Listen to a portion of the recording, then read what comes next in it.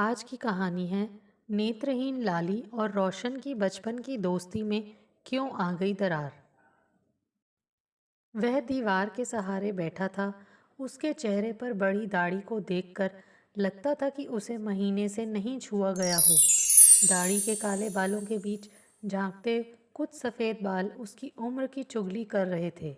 जिंदगी की कड़वी यादें और अनुभव के बोझ ने उसकी कमर को भी झुका दिया था। रात का दूसरा पहर और सड़क के किनारे अंधेरे में बैठा वह अपनी यादों में खोया था। यादें सड़क से गुजरने वाले वाहनों की रोशनी की तरह ही तो थीं, जो थोड़ी देर के लिए अंधेरी दुनिया को रोशन कर जाती थी। लेकिन आज क्षणभंगुर रोशनी का भी आखिरी दिन था। आज लाली की शादी जो हो रही थी, उसी चार दीवारी के अंदर जिसके सहारे वह बैठा था, वह अपने 12 साल पुराने अतीत में चला गया। रेल के डब्बे के पायदान पर बैठा वह बहुत खुश था। उम्र करीब 14 साल रही होगी। उस दिन बड़ी तन्मयता के साथ वह अपनी कमाई गिन रहा था। 2, 4, 10, 15, वाह! आज पूरे 15 रुपए की कमाई हुई है। अब देखता हूँ उस लाली की बच्ची को कैसे मुझसे ज़्यादा पैसे लाती है। हर बार मुझसे ज़्यादा पैसे लाकर खुद को बहुत होशियार समझती है। आज आने दो उसे। आज तो वह मुझसे जीत ही नहीं सकती।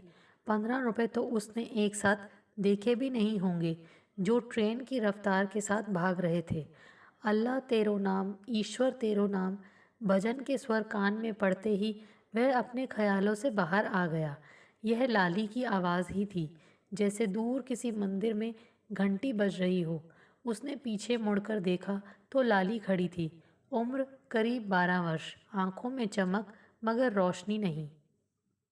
दाएं हाथ में दो संगमरमर के छोटे छोटे टुकड़े जो साज का काम करते थे। सिर के बाल पीछे की ओर गूंथे हुए। लाली, मैं यहाँ हूँ, तू इधर आ। कब से तेरा इंतज़ार कर रहा हूँ। स्टेशन आने वाला है।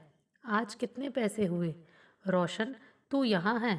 लाली बोली और अपने दोनों हाथों को आगे की ओर उठाकर आवाज़ आने की दिशा की ओर मुड़ गई। इन 12 सालों में लाली ने हाथों से ही आंखों का काम लिया था। रोशन ने उसे अपने साथ पायदान पर बिठा लिया। रोशन, ज़रा मेरे पैसे गिन दे। अभी तू इन्हें अपने पास रख, स्टेशन आने वाला है। उतरने के बाद पार्क में बैठकर इन पैसों को गिनेंगे। स्टेशन आते ही दोनों ट्रेन से उतरकर पार्क की ओर चल दिए। पार्क की बेंच पर बैठते ही लाली ने अपने सभी पैसे रोशन को पकड़ा दिए। रोशन के चेहरे पर विजयी मुस्कान आ गई। आज तो उसकी जीत होनी ही थी। उसने पैसे लिए और गिनने लगा। 2, 4, 10, 12, 15, 20, 22। ओह, आज फिर हार गया और अब फिर से इसके ताने सुनने होंगे। रोशन ने मन ही मन सोचा और चिढ़कर सारे पैसे लाली के हाथ में पटक दिए। बता ना कितने हैं। मैं क्यों बताऊं। तू खुद क्यों नहीं गिनती। मैं क्या तेरा नौकर हूँ। समझ गई, लाली हंसते हुए बोली। तू क्या समझ गई। आज फिर मेरे पैसे तुझसे ज़्यादा हैं। तू मुझसे जल रहा है। अरे, जले मेरी जूती, रोशन ने बौखलाते हुए कहा। तेरे पास तो जूते भी नहीं हैं और जलाने को देख खाली पैर बैठा है। लाली यह कहकर हंसने लगी। लाली की इस बात ने जैसे आग में घी डाल दिया। रोशन गुस्से में बोला, अरे तू अंधी है, तभी तुझ पर तरस खाकर लोग पैसे दे देते हैं, वरना तेरे गाने को सुनकर तो जिंदा आदमी भी मर जाए और मरे आदमी का भूत भाग जाए। यह सुनकर लाली जड़ हो गई और उसकी आंखों से आंसू निकल पड़े। लाली के आंसुओं ने रोशन के गुस्से को धो डाला। वह पछताने लगा, मगर माफ़ी मांगे तो कैसे। लाली, मुझे माफ़ कर दे। मैं तो पागल हूँ, किसी पागल की बात का बुरा नहीं मानते। लाली ने दूसरी तरफ मुंह मोड़ लिया। अरे लाली, मैंने तुझसे अच्छा गाने वाला आज तक नहीं सुना। मैं सच बोल रहा हूँ, तुझसे अच्छा कोई गा ही नहीं सकता। वह सच बोल रहा था। काश लाली उसकी आंखों में देख पाती तो ज़रूर विश्वास कर लेती। लाली के चेहरे पर अविश्वास की झलक साफ पढ़ी जा सकती थी। लाली, मैं सच कह रहा हूँ बाबा, बाबा की कसम। देख, तुझे पता है मैं बाबा की झूठी कसम नहीं खाता। अब तू चुप हो जा। लाली के चेहरे पर अब मुस्कान लौटने लगी थी। अब मैं कभी तुझे अंधी नहीं बोलूँगा। तुझे आँखों की ज़रूरत ही नहीं है। ये रोशन तेरी आँखों की रोशनी है। अब लाली के चेहरे पर मुस्कान लौट आई थी। कमरे में खाट पर जर्जर काया लेटी हुई थी। टूटी हुई छत से झांकते हुए धूप के टुकड़ों ने कमरे में कुछ रोशनी कर रखी थी। माखन खाट पर लेटा रोशन के आने का इंतज़ार कर रहा था। आज इतनी देर हो गई, रोशन आया नहीं है। माखन की उम्र करीब 65 वर्ष होगी। खाट पर लेटे हुए वह अपने अंतिम दिनों को गिन रहा था। लोगों की घृणा भरी नज़रें और अपने शरीर को गलता देख माखन में जीने की चाह खत्म हो गई थी, पर मौत भी शायद उसके साथ आंख मिचोली का खेल खेल रही थी। दिल की इच्छा थी कि रोशन पढ़ लिख कर साहब बने। उसने वादा भी किया था रोशन से कि जिस दिन वह मैट्रिक पास कर लेगा उस दिन वह उसे अपने रिक्शे में साहब की तरह बिठाकर पूरा शहर घुमाएगा। लेकिन गरीब का सपना पूरा कहाँ होता है। 4 साल पहले कोढ़ ने उसे रिक्शा चलाने लायक भी नहीं छोड़ा और वह बोझ बन गया रोशन पर। रोशन को स्कूल छोड़ना पड़ा। गरीब की ज़िंदगी में बचपन नहीं होता। गरीबी और जिम्मेदारी ने रोशन को उम्र से पहले ही बड़ा कर दिया। कलम की जगह झाड़ू ने ले ली, स्कूल की जगह रेलगाड़ी ने, और शिक्षक की प्यार भरी डांट फटकार की जगह लोगों के कटु वचनों और गाली ने ले ली। अरे तू आ गया रोशन, कहाँ था अब तक? और यह तेरे हाथ में क्या है? बाबा, यह लो अपनी दवाई। तुम्हें जलेबी पसंद है ना? लो खाओ, और यह भी लो। यह कहते हुए उसने देसी शराब की बोतल माखन की ओर बढ़ा दी। अरे बेटा, इतने पैसे खर्च करने की क्या ज़रूरत थी? रोशन के चेहरे पर मुस्कान आ गई। उसने बाबा की आंखों की चमक को पढ़ लिया था। उसे पता था कि बाबा को रोज़ शराब की तलब होती है, लेकिन पैसों की तंगी के कारण कई महीने बाद बाबा के लिए वह बोतल ला पाया था। रोशन हर दिन की तरह उस दिन भी ट्रेन के पायदान पर लाली के साथ बैठा था। वह देख लाली, इंद्रधनुष कितना खूबसूरत है। ट्रेन के पायदान पर बैठे रोशन ने इंद्रधनुष की ओर इशारा करते हुए कहा, इंद्रधनुष कैसा होता है? कहाँ रहता है? अरे तुझे इतना भी नहीं पता? इंद्रधनुष 7 रंगों से बना होता है। उसमें लाल रंग सबसे सुंदर होता है, और पता है यह आसमान में लटका रहता है। स्कूल में सीखे हुए इंद्रधनुष के सारे तथ्य उसने लाली को बता दिए, लेकिन उसे खुद इन बातों में भरोसा नहीं था। जैसे इंद्रधनुष के 7 रंग, उसने 5 रंग बैंगनी, नीला, हरा, पीला और लाल से ज़्यादा रंग कभी इंद्रधनुष में नहीं देखे थे।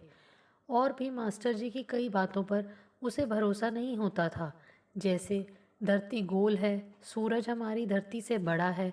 इन सारी बातों पर कोई पागल ही भरोसा करेगा, लेकिन दूसरे बच्चों पर अपनी धौंस जमाने के लिए ये बातें वह अक्सर बोला करता था। अपनी आंखों के सामने अंधेरा छाता देख माखन समझ गया अब उसका अंतिम समय आ गया है। रोशन को अंतिम बार देखने के लिए उसने अपनी सांसें रोक रखी थी। उसने अपनी आंखें दरवाजे पर टिका रखी थी, लेकिन जितनी सांसें उसके जीवन की थी शायद सारी खत्म हो चुकी थी। आत्मा ने शरीर का साथ छोड़ दिया था। बस बचा रह गया था उसका ठंडा शरीर और इंतज़ार करती दरवाजे की ओर देखती आंखें। बाबा को गुजरे 1 साल हो गया था।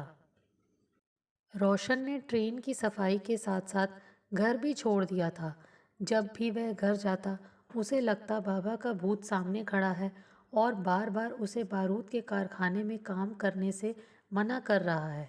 ट्रेन का काम रोशन को कभी पसंद नहीं था, लेकिन बाबा के दबाव में वह कारखाने में काम नहीं कर पाया था। बाबा ने उससे वादा भी किया था कि उनके मरने के बाद रोशन बारूद के कारखाने में काम नहीं करेगा, लेकिन वह उस वादे को निभा नहीं पाया। लाली को भी घर से निकलना पड़ा। उसके चाचा से अंधी लड़की का बोझ संभाला नहीं गया और अनाथ लड़की को अनाथ आश्रम में शरण लेनी पड़ी। शायद अच्छा ही हुआ था उसके साथ। आश्रम की पढ़ाई में उसका मन नहीं लगता था। पूरे दिन उसे बस संगीत की कक्षा का इंतज़ार रहता और उसके बाद वह इंतज़ार करती रोशन का। रोज़ शाम को आधे घंटे के लिए बाहर वालों से मिलने की इजाज़त होती थी, पर समय तो मुट्ठी में रखी रेत की तरह होता है। जितनी ज़ोर से मुट्ठी बंद करो, रेत उतनी ही जल्दी फिसल जाती है। आज बेसब्री से लाली रोशन का इंतज़ार कर रही थी। जैसे रोशन के आने की आहट हुई, उसकी आंखों के बांध को तोड़ आंसू छलक पड़े। मुझे यहाँ नहीं रहना रोशन, मुझे यहाँ से ले चलो। क्यों, क्या हुआ लाली? रोशन ने लड़खड़ाते स्वर में पूछा। मुझे यहाँ सभी अंधी कोयल कहकर बुलाते हैं। मैं और यह सब नहीं सुन सकती। अरे बस इतनी सी बात, शुक्र मना वे तुझे काली कौवी कहकर नहीं बुलाते या काली लाली नहीं बोलते। क्या मतलब है तुम्हारा? मैं काली हूँ और मेरी आवाज़ कौवे की तरह है? अरे तू तो बुरा मान गई, मैं तो मजाक कर रहा था। तेरी आवाज़ कोयल की तरह है, तभी तो सभी तुझे कोयल कहकर बुलाते हैं और रोशन के रहते तेरी आंखों की रोशनी की ज़रूरत ही नहीं है। रोशन ने खुद की तरफ इशारा करते हुए कहा। पर मुझे यहाँ नहीं रहना, मुझे यहाँ से ले चलो। लाली, मैंने तुझे पहले भी बोला कि कुछ दिन सब्र कर, मुझे कुछ रुपए जमा कर लेने दे, फिर मैं तुझे मुंबई ले चलूँगा और बहुत बड़ी गायिका बनाऊँगा। रोशन ने खांसते हुए कहा। देख रोशन, मुझे गायिका नहीं बनना, तू बारूद के कारखाने में काम करना बंद कर दे। बाबा भी नहीं चाहते थे कि तू वहाँ काम करे। मुझे तेरी जान की कीमत पर गायिका नहीं बनना। मैं देख नहीं सकती, इसका मतलब यह तो नहीं कि मैं महसूस भी नहीं कर सकती। तेरी हालत खराब हो रही है, लाली ने परेशान होते हुए कहा। लाली की परेशानी बेवजह नहीं थी। रोशन सचमुच बीमार रहने लगा था। दिन रात बारूद का काम करने के कारण उसकी छाती में जलन होने लगी थी। लेकिन लाली को गायिका बनाने का सपना उसे दिन रात काम करने की प्रेरणा देता था। आज रोशन की खुशी का ठिकाना नहीं था। ट्रेन सपनों की नगरी मुंबई पहुंचने ही वाली थी। उसके साथ साथ लाली का वर्षों का सपना पूरा होने वाला था। बार बार वह अपनी जेब में रखे 10,000 रुपयों को देखता और सोचता, क्या इन रुपयों से वह अपना सपना पूरा कर पाएगा? इन रुपयों के लिए ही तो उसने जीवन के 4 साल कारखाने की अंधेरी कोठरी में गुजारे थे। लाली साथ वाली सीट पर बैठी थी। नाबालिग होने के कारण आश्रम ने उसे रोशन के साथ जाने की इजाज़त नहीं दी, लेकिन वह सबकी नज़रों से बचकर रोशन के पास आ गई थी। मुंबई की अट्टालिकाओं को देखकर रोशन को लगा कि लोगों के इस महासागर में वह एक कण मात्र ही तो है। उसने अपने को इतना छोटा कभी नहीं पाया था। अब तो बस एक ही सवाल उसके सामने था कि क्या वह अपने सपनों की इस नगरी में यथार्थ रूप दे पाएगा। काफ़ी जद्दोजहद के बाद मुंबई की एक गंदी सी बस्ती में एक छोटा कमरा किराए पर मिल पाया। कमरे की खोज ने रोशन को एक सीख दी थी कि मुंबई में कोई काम करना आसान नहीं होगा। उसने खुद को आने वाले दिनों के लिए तैयार करना शुरू कर दिया था। आज सुबह रोशन और लाली को अपने सपने को सच करने की शुरुआत करनी थी, अतः दोनों निकल पड़े अपने उद्देश्य को पूरा करने। उन्होंने कई संगीतकारों के दफ्तर के चक्कर काटे, पर कहीं भी अंदर जाने की इजाज़त नहीं मिली। यह सिलसिला कई दिनों तक चलता रहा। लाली का धैर्य और आत्मविश्वास खत्म होने लगा और खत्म होने लगी उनकी पूंजी भी। लेकिन रोशन इतनी जल्दी हार मानने वाला कहाँ था। वह लाली को लेकर हर दिन उम्मीद की नई किरण अपनी आंखों में बसाए निकल पड़ता। उस दिन रोशन को सफलता मिलने की पूरी उम्मीद थी, क्योंकि वह लाली को लेकर एक गायन प्रतियोगिता के चुनाव में जा रहा था, जिसे जीतने वालों को फिल्मों में गाने का मौका मिलने वाला था। रोशन को भरोसा था कि लाली इस प्रतियोगिता को आसानी से जीत जाएगी। हर दिन के रियाज और आश्रम में मिलने वाली संगीत की शिक्षा ने उसकी आवाज़ को और भी अच्छा बना दिया था। प्रतियोगिता भवन में हजारों लोगों की भीड़ अपना नामांकन करवाने के लिए आई हुई थी। करीब 3 घंटे के इंतज़ार के बाद एक चपरासी ने उन्हें एक कमरे में जाने को कहा। वहाँ एक बाबू प्रतियोगिता के लिए नामांकन करा रहे थे। अंदर आते दो किशोरों को देख उस व्यक्ति ने उन्हें बैठने का इशारा किया और अपने मोटे चश्मे को नीचे करते चुटकी लेते हुए कहा, किस गांव से आ रहे हो तुम लोग और इस अंधी लड़की को कहाँ से भगा कर ला रहे हो? अरे नहीं साहब, भगा कर नहीं लाया, मैं लाली को यहाँ गायिका बनाने लाया हूँ, रोशन ने धीमे से कहा। गायिका? और यह सुर की कितनी समझ है तुझे? गली मोहल्ले में गाकर खुद को गायिका समझने की भूल मत कर। यहाँ देश भर के कलाकार आ रहे हैं, मेरा समय बर्बाद मत करो और निकलो यहाँ से, साहब ने गुर्राते हुए कहा। अरे नहीं साहब, लाली बहुत अच्छा गाती है, आप एक बार सुनकर तो देखिए, रोशन ने बात को संभालने के अंदाज से कहा। देखो लड़के, यह कार्यक्रम सारे देश में टेलीविज़न पर दिखाया जाएगा और मैं नहीं चाहता कि एक गंवार अंधी लड़की इसका हिस्सा बने।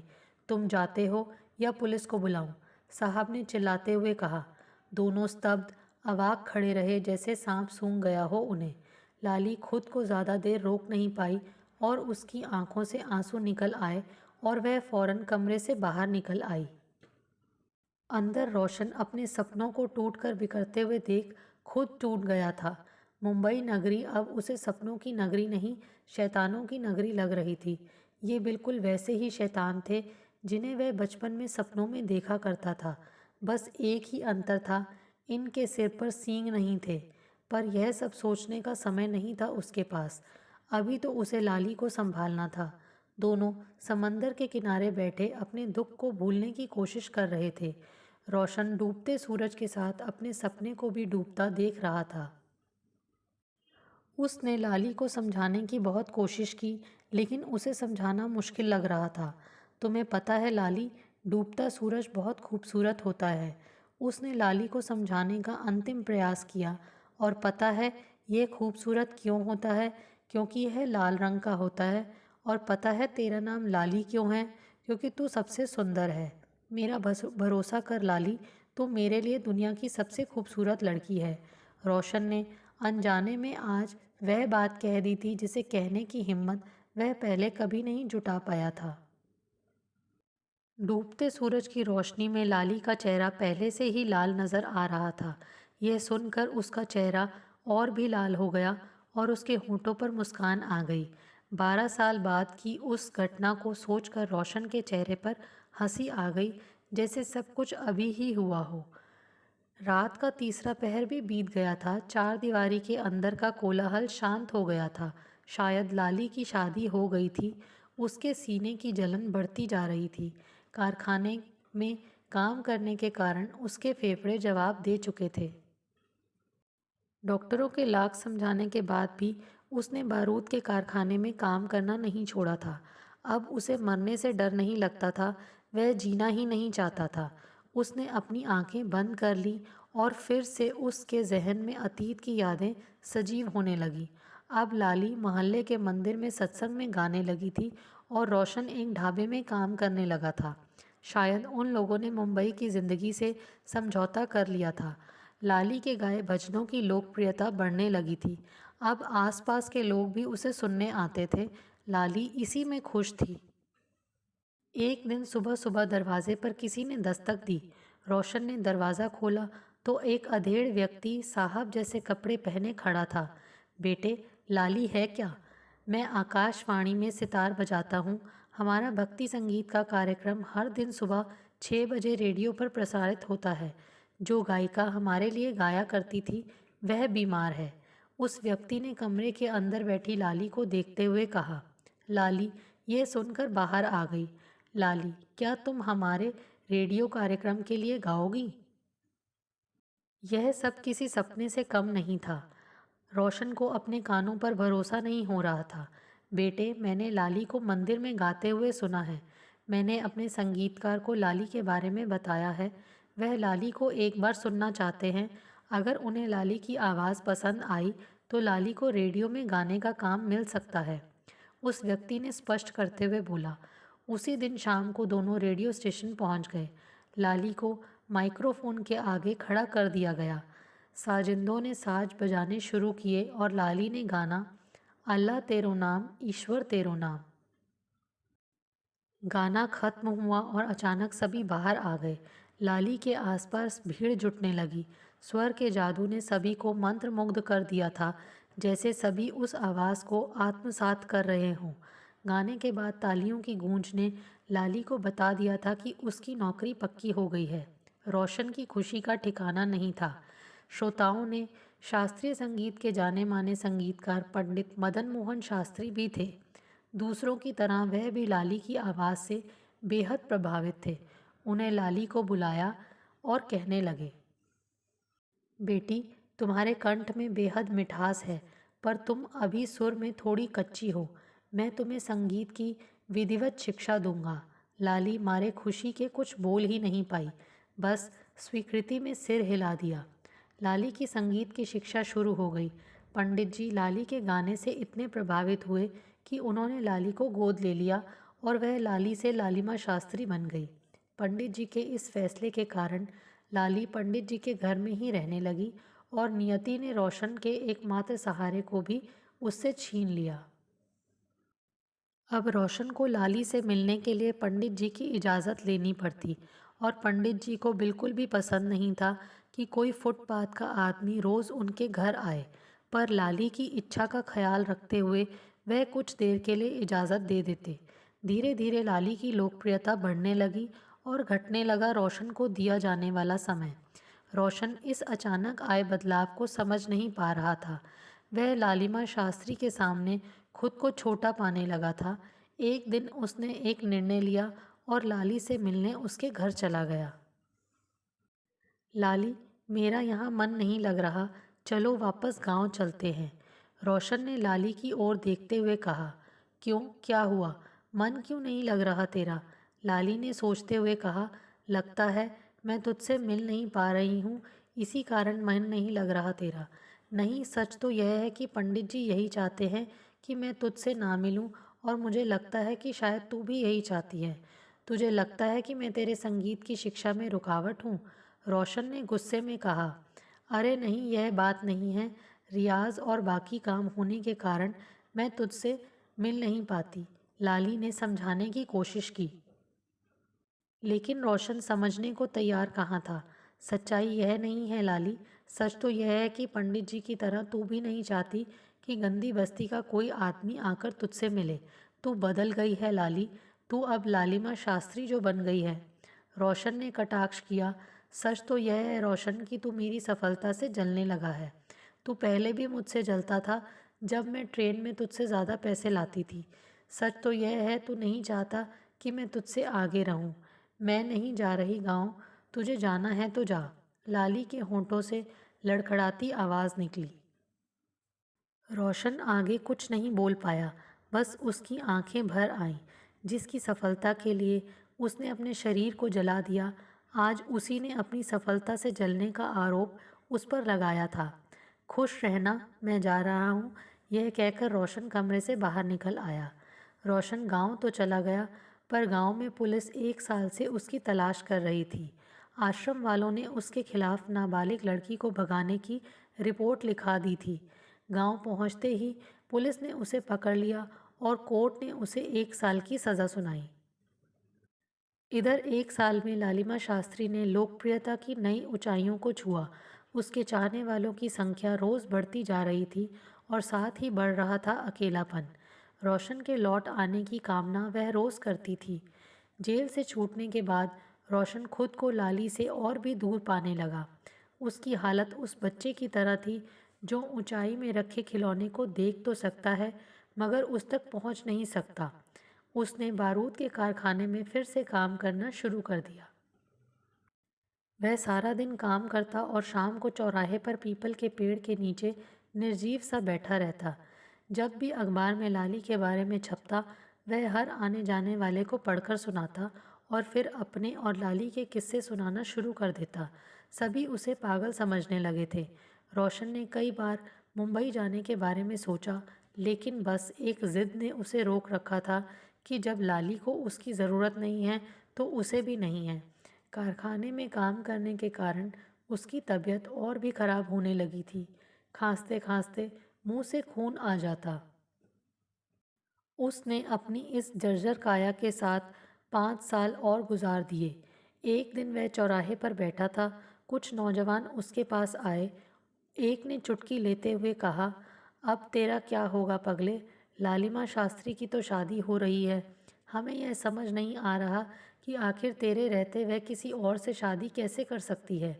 यह कहकर उसने अखबार उसकी ओर बढ़ा दिया और सभी हंसने लगे। अखबार देखते ही उसके होश उड़ गए। उसमें लाली की शादी की खबर छपी थी। 2 दिन बाद ही उसकी शादी थी। अंत में उसने फैसला किया था कि वह मुंबई जाएगा। वह फिर मुंबई आ गया। वहाँ 12 साल में कुछ भी तो नहीं बदला था, सिवा कुछ बहुमंजिली इमारतों के। आज ही लाली की शादी थी। वह सीधे पंडित जी के बंगले में गया। पूरे बंगले को दुल्हन की तरह सजाया गया था। सभी को अंदर जाने की इजाज़त नहीं थी। सामने जाकर देखा तो पंडित जी को प्रवेश द्वार पर अतिथियों का स्वागत करते पाया। पंडित जी आवाज़ सुनकर पंडित जी आवाज़ की दिशा में मुड़े तो पागल की वेशभूषा में एक व्यक्ति को खड़ा पाया। पंडित जी, पहचाना मुझे? मैं रोशन, लाली का दोस्त। पंडित जी उसे अवाक देखते रहे। उन्हें समझ में नहीं आ रहा था वह क्या करे। पिछले 5-6 साल के अथक प्रयास के बाद वह लाली को शादी के लिए मना पाए थे। लाली ने रोशन के लौटने की उम्मीद में इतने साल गुजारे थे, लेकिन जब पंडित जी को शादी के लिए ना कहना मुश्किल होने लगा तो अंत में उसने हाँ कर दी थी। पंडित जी, मैं लाली से मिलना चाहता हूँ। इस आवाज़ ने पंडित जी को झकझोरा। उन्हें समझ में नहीं आ रहा था कि वह क्या करें। अगर रोशन से मिलकर लालिमा ने शादी से मना कर दिया तो? और पिता होने के नाते वह अपनी बेटी का हाथ किसी पागल जैसे दिखने वाले आदमी को कैसे दे सकते हैं। इसी कश्मकश में उन्होंने कहा, लालिमा तुमसे मिलना नहीं चाहती। तुम्हारे ही कारण वह पिछले 5-6 साल से दुख में रही है। अब और दुख मत दो उसे, चले जाओ। बस एक बार पंडित जी, बस एक बार, मैं फिर चला जाऊंगा। रोशन ने गिड़गिड़ाते हुए पंडित जी के पैर पकड़ लिए। पंडित जी ने हृदय को कठोर करते हुए कहा, नहीं रोशन, तुम जाते हो या दरबान को बुलाऊं? यह सुनकर रोशन बोझिल हो मन से उठा और थोड़ी दूर जाकर बंगले की चारदीवारी के सहारे बैठ गया। पंडित जी उसे वहां से हटने के लिए नहीं कह पाए। वह रोशन की हालत को समझ रहे थे, लेकिन अब बहुत देर हो चुकी थी। रोशन की जब आंख खुली तो उसने लाली को दुल्हन के लिबास में सामने पाया। उसे लगा जैसे वह सपना देख रहा हो। आसपास देखा तो खुद को अस्पताल के बिस्तर में पाया।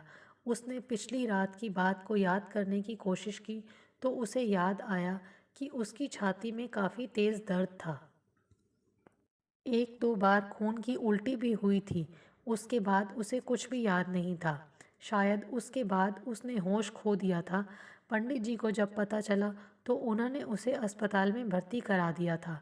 लाली ने रोशन के शरीर में हलचल महसूस की तो खुश होकर रोशन के चेहरे को छूकर कहा, रोशन। और फिर वह रोने लगी। अरे पगली, रोती क्यों है? मैं बिल्कुल ठीक हूँ। अभी देख, मेरा पूरा चेहरा लाल है। खून से सने अपने चेहरे को सामने दीवार पर लगे आईने में देखते हुए उसने कहा, अच्छा है। तू देख नहीं सकती, नहीं तो आज मेरे लाल रंग को देखकर तू मुझसे ही शादी करती। यह सुनकर लाली और ज़ोर से रोने लगी। मेरी बहुत इच्छा थी कि मैं तुझे दुल्हन के रूप में देखूं। आज मेरी यह इच्छा भी पूरी हो गई।